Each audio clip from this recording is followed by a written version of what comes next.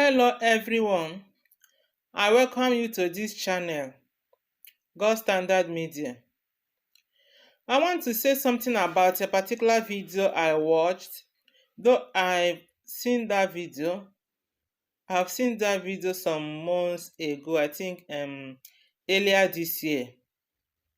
So I didn't bother to watch it, I just skipped it and said it could be false rumor. But as that issue continued, I paused and I started watching. Man of God, was boasting. I think I will call it boasting. He said many pastors have scandal, and that touched me. I said, "Sure, a pastor in this kind of thing, and he's still boasting in it." In fact, it's sad. This is sad, so sad. If you are a Christian, you should feel the shame. If you are a Christian, you should feel the shame. Shall we remain in sin that grace may abound? The Bible said, God forbid, because this is obvious. He was involved in sin.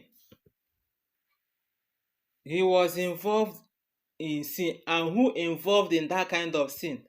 Not just a member, not just a worker, not just ordinary person, not just ordinary pastor. Isi mmiri gbaro, the lower side, how will it be? You see, so I think what the pastor should have done is to go and be asking for mercy, asking God for forgiveness, not making reference to those that have fallen.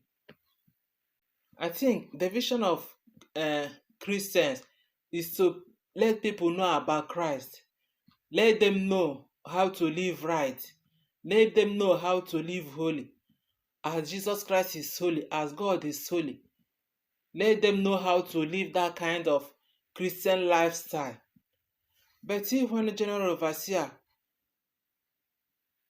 of a church is doing something like this and boasting in it, the people that are coming up or that will come up, they will copy that kind of lifestyle, because this pastor did it and he's flourishing and his church is booming. Then why can't I do it?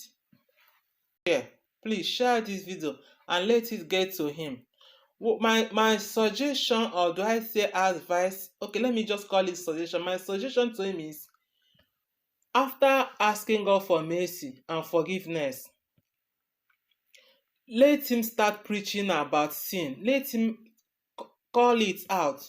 All this sin of immorality, let him call them out bit by bit. It's going to help him. It will help him to subdue that flesh. It will help him to subdue it. Let him, because I wonder how after doing all this, I wonder how the person will still mount on pulpit and preach. What will the person preach? I wonder what will the person preach. Because a believer, if you lie, your conscience will be there. You are lying, your conscience will be telling you that what you are saying is lie. And after that, you will look for a way to amend it. You look for a way to get to that person who have told that lie, and put it in a way that the person won't understand that you're making confession, to make confession that what he did, what he said at the initial time was lie. So Even a Christian, yeah, because you have that living conscience in you. You have that Spirit of God in you, that when you do something wrong, that Spirit of God will be telling you what you have done is wrong, what you have done is, what will I call it? Or if you know where the enemy is targeting you is about lying, or where an enemy is targeting you about, misusing the fund, that area, preach it very, very well. As you preach it, you are helping yourself, you are preaching it to yourself. It will help you not to go further, or go not to go further into all those kinds of sin. To use this opportunity to say, all those people that he mentioned, he called, all those pastors that he called, all those people that fall in this category, please let them start after asking God for mercy and forgiveness, after making peace with God. Let them start preaching about it. Let them start preaching about sin. Okay, I don't know whether I say preach about it or preach against it. Which one? Whether is it preach against it or it's preach about it. Tell people about it. Tell people the consequences. Tell people what will happen to them. Tell people how their life is going to be ruined if they involve in this kind of sin. As a Christian, what I'm saying is for Christians, so for if you know you are a Christian, that is, you have good relationship with God. You are a Christian, you know what you're doing, you know what the work you are doing for God. Preach about sin. Scandal everywhere. There's no pastor there are many pastors that have scandal. Suleiman had his own scandal. The other person that had his own scandal. Even Steve had his own scandal. Everybody had a scandal. But the scandal did not close the church. If you put in a scandal, after the thing goes away, what next? What next? After that scandal, don't raise it. If the scandal becomes too much, I can come out in the public, come to the altar, kneel down, and cry. Who will the shame go to? Children, my members, I'm sorry. Yes, I did this and I've asked God to forgive Who me. will the And I've shame go stopped to? it.